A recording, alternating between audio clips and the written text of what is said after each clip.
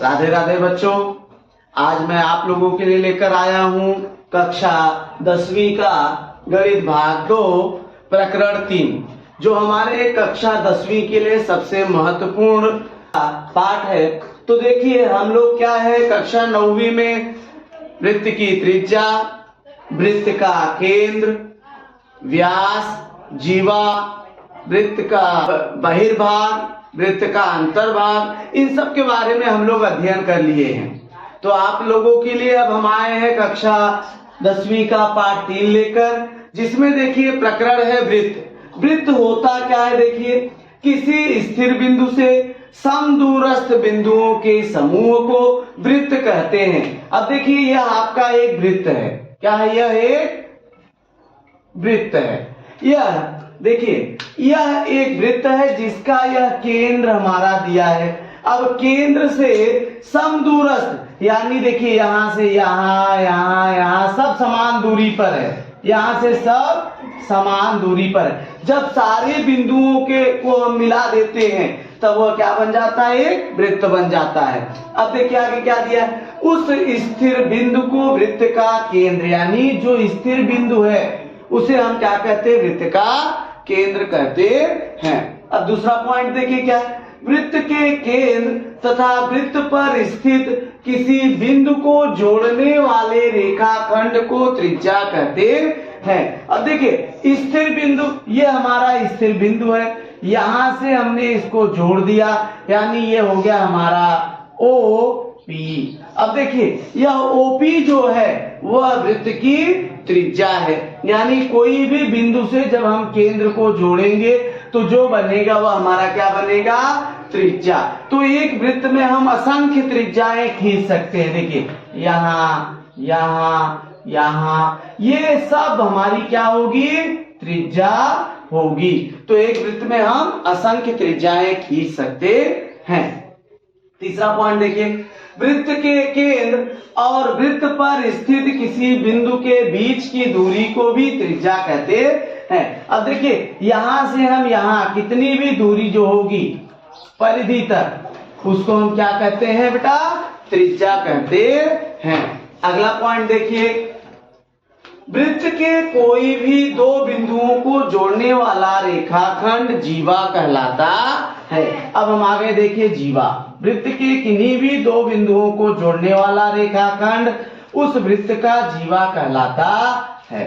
अब यह हमारा एक वृत्त है जिसमें देखिए मैंने इन दो बिंदुओं को जोड़ दिया, इसको A B, तो यह जो हुआ हमारा क्या हो गया बेटा? जीवा। क्या हो गया हमारा? ये जीवा। वृत्त के किन्हीं भी दो बिंदुओं को जोड़ने वाले रेखाखंड को हम जीवा कहते हैं। तो ये हमारा क्या हो गया? जीवा। तीसरा देखिए क्या है, वृत्त के केंद्र से जाने वाली जीवा को, अब ये हमारा केंद्र है, यहां से जो जीवा जाएगी वो हमारी क्या होगी? व्यास। तो यहां से जो जीवा जाएगी, केंद्र से होते हुए जो जीवा जाएगी उसको हम क्या कहेंगे? व्यास। तो वृत्त के केंद्र से जाने वाली जीवा को व्यास कहते हैं। वृत्त के केंद्र से जाने वाली जीवा को व्यास कहते हैं। और जो व्यास होता है वह जीवा वृत्त की सबसे बड़ी जीवा होती है। वृत्त का जो व्यास होगा वह वृत्त की सबसे बड़ी जीवा होगी। अब यही देखिए हमारा अंतिम पॉइंट है कि व्यास वृत्त की सबसे बड़ी जीवा होती है। तो ये तो हमने पढ़ लिया वृत्त के बारे में। वृत्त क्या है? किसी स्थिर बिंदु से समदूरस्थ सभी बिंदुओं के समूह को वृत्त कहते हैं। देखो बेटा अब हम आ गए अपने अगले पॉइंट पे, जो 1, 2 तथा 3 बिंदु से होकर जाने वाला वृत्त। अब सबसे पहले देखिए एक बिंदु, हमने यह एक बिंदु ले लिया, एक बिंदु से होकर जाने वाला वृत्त। देखिए एक हुआ, दूसरा हुआ, तीसरा हुआ। तो एक बिंदु से होकर जाने वाले हम असंख्य वृत्त खींच सकते हैं। एक बिंदु से होकर जाने वाले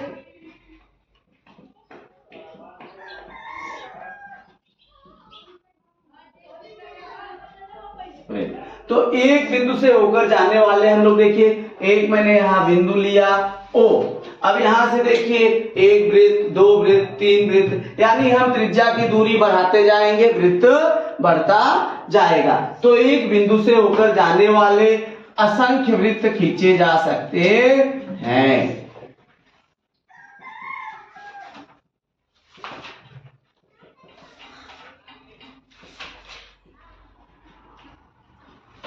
तो पहला पॉइंट मिल गया कि एक बिंदु से जो है असंख्य वृत्त खींचे जा सकते हैं। अब हम चलते हैं दो बिंदु से होकर जाने वाले। दूसरा देखिए, दो बिंदु से होकर जाने वाले वृत्त।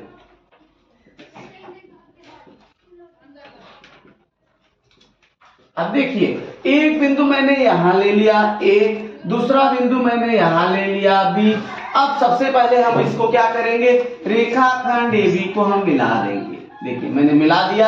अब क्या करना है, इसका लंब समद्वि भाजक ऊपर नीचे, और यहां से क्या B से भी देखिए मैंने लंब समद्वि भाजक खींच दिया, और इन दोनों को क्या किया मैंने, मिला दिया। अब देखिए क्या करना है आपको, इसको केंद्र लेना है, A को इसको केंद्र मानना है। अब देखिए केंद्र जब मानेंगे हम लोग यहां से, तो एक बार देखिए ऐसे खींचेंगे, एक वृत्त बना। अब मैं यहां ले लेता हूं, देखिए इस बिंदु पे, यहां से जब मारूंगा तब हमारा देखिए दूसरा वृत्त बनेगा। यहां से मारने में कौन सा वृत्त बनेगा, दूसरा वृत्त बनेगा। इस प्रकार से अब फिर मैंने यहां से लिया, तो यहां से जब लूंगा तब देखिए हमारा ऐसे छोटा होते जाएगा। ऐसे ही दूरियां बढ़ाते जाएंगे, वृत्त बढ़ता जाएगा। तो दो बिंदु से भी असंख्य वृत्त खींचे जा सकते हैं। तो यहां मिला हमें कि दो बिंदु से, तीन बिंदु से हमने क्या किया, अब मैंने क्या लिया, देखिए तीन बिंदु ले लिया, तीन अरेखीय बिंदु लिया बेटा। तो हमें देखिए इस प्रकार से एक त्रिभुज मिलता बना। अब हम क्या करेंगे, इसको ऐसे मिला देंगे। तो तीन अरेखीय बिंदुओं से हम एक वृत्त खींच सकते हैं। तीन अरेखीय बिंदुओं से एक वृत्त हम खींच सकते हैं। लेकिन यदि हम तीन अरेखीय बिंदु है, क्या बेटा, तीन अरेखीय बिंदु, तब तो हमने खींच लिया। लेकिन अगर मैं तीन एक रेखीय बिंदु लेता हूं, देखिए तीन एक रेखीय बिंदु लिया, तब अगर हम चाहेंगे तो देखिए क्या बनेगा, वृत्त ऐसे तो बना दिया। लेकिन हमारा क्या होगा बेटा, जब हम तीन अरेखीय बिंदु लेंगे तो तीन अरेखीय बिंदु से देखिए एक दो तीन, तीन एक रेखीय जब बिंदु लेंगे तो हमारा जो है दो बिंदु तो आया वृत्त में, लेकिन यह बच गया। तो हम तीन एक रेखीय बिंदु से वृत्त बना नहीं सकते।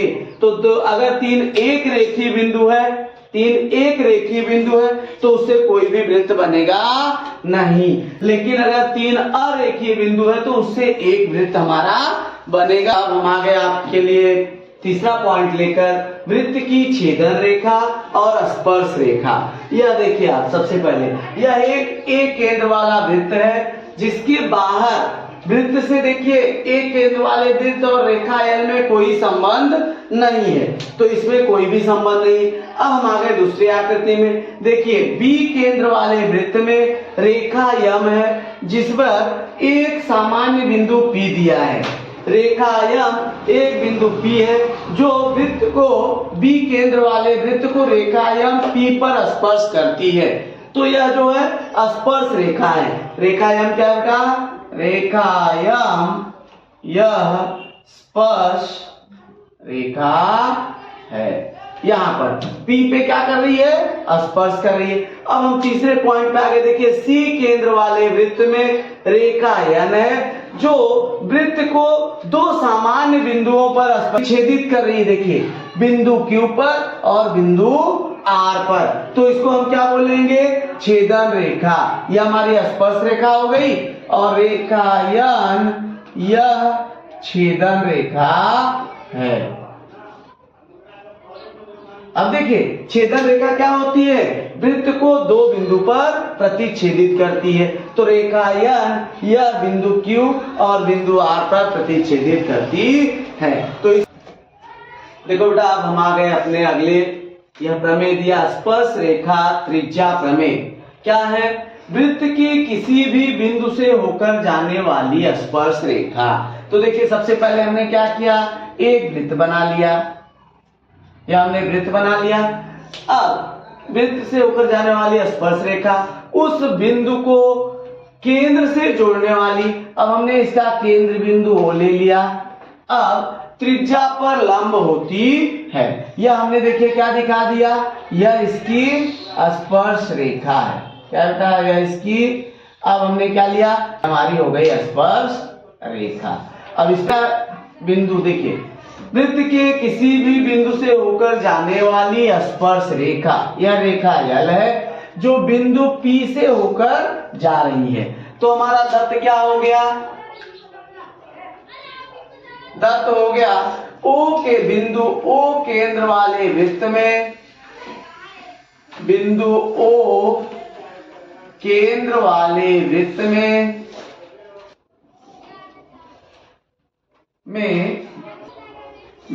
स्पर्श रेखा यल है जो वृत्त को बिंदु P पर स्पर्श है। यह हमारा दत्त हो गया। साध्य देखिए क्या है, साध्य हमारा है OP लंब रेखा यल। यह हमारा साध्य मिल गया कि OP जो है वह रेखा यल पर लंब है। अब रचना, रचना हमने क्या देखिए, रेखा यल पर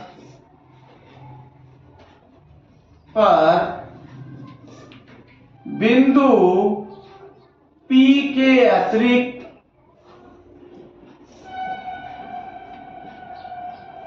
अन्य बिंदु Q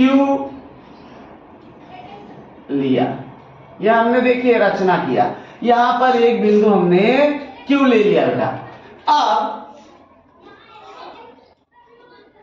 रेखाखंड OQ को मिलाया जो वृत्त को बिंदु M पर प्रतिच्छेदित करता। अब यहां देखिए यह हमारा Q है और यह हमारा M बिंदु है, प्रतिच्छेदित करता रेखाखंड को, जो वृत्त को बिंदु M पर प्रतिच्छेदित करती है। अब उपपत्ति देखिए, सबसे पहले हम लोग क्या देखेंगे कि OM बराबर OP, क्या लिखेंगे, OM बराबर OP, क्या रीजन डालेंगे, एक ही वृत्त की त्रिज्या, एक ही वृत्त की त्रिज्या। अब ये मिल गया। अब दूसरा देखिए, Q बराबर OM प्लस MQ, OMQ में मध्यता संबंध है, ये हमें मिल गया। तीसरा स्टेप देखिए, OM छोटा है OQ से, कथन 2 से कि OM जो है OQ से छोटा होगा। चौथा कथन हमारा क्या हो जाएगा कि OP छोटा है OQ से, कथन 1 और 3 से, कथन 1 और 3 से। अब एक में हमने क्या देखा, OM बराबर OP। 3 में क्या देखा, OM छोटा है OQ से। तो चौथे में क्या देखा, OP भी छोटा होगा OQ से। अब अगला अर्थात बिंदु O से स्पर्श रेखा यल की न्यूनतम दूरी OP है। यह हमें इस न्यूनतम दूरी, चूंकि किसी बिंदु से रेखा की न्यूनतम दूरी उस रेखा पर लंब होती है, इसलिए OP लंब रेखा यल सिद्ध हुआ। तो हमारा यहां पर प्रमेय सिद्ध हो गया। हमने देख लिया कि किसी बिंदु से रेखा की न्यूनतम दूरी उस रेखा पर लंब होती है, इसलिए OP लंब रेखाखंड का प्रमेय। जिसमें हमें क्या सिद्ध करना है कि वृत्त के बाएं भाग में स्थित बिंदु से उस वृत्त पर खींचे गए स्पर्श रेखाखंड सर्वांग होते हैं। मतलब हमने ले लिया बिंदु O केंद्र वाले वृत्त में, बिंदु D वृत्त के बाएं भाग में स्थित बिंदु है, में बिंदु D यह वृत्त के बाएं भाग में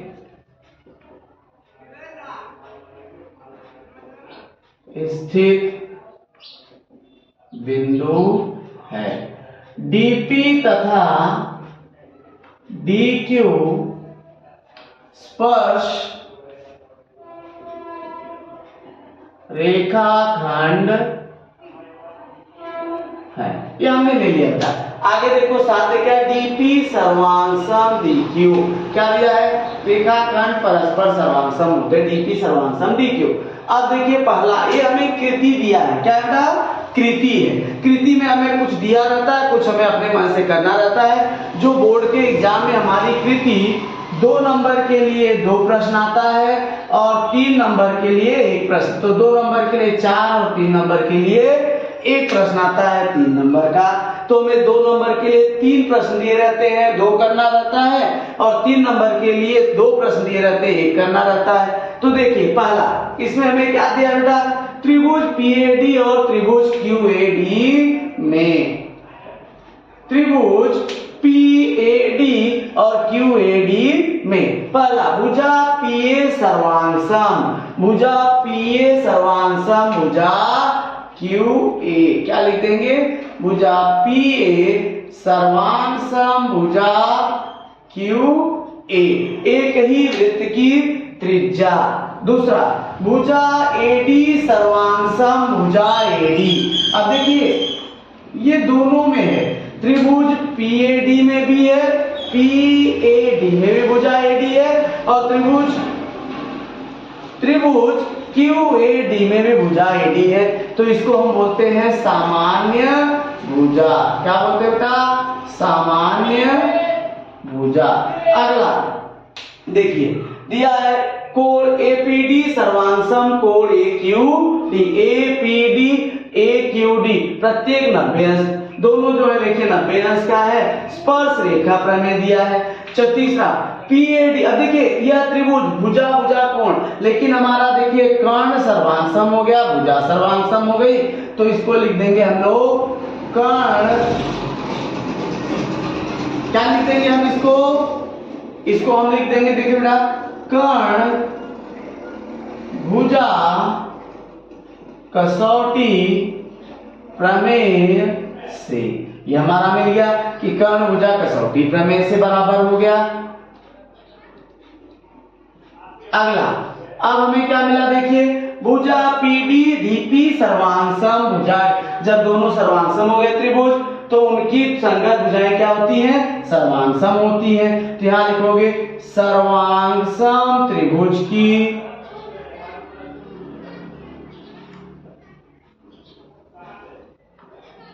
संगत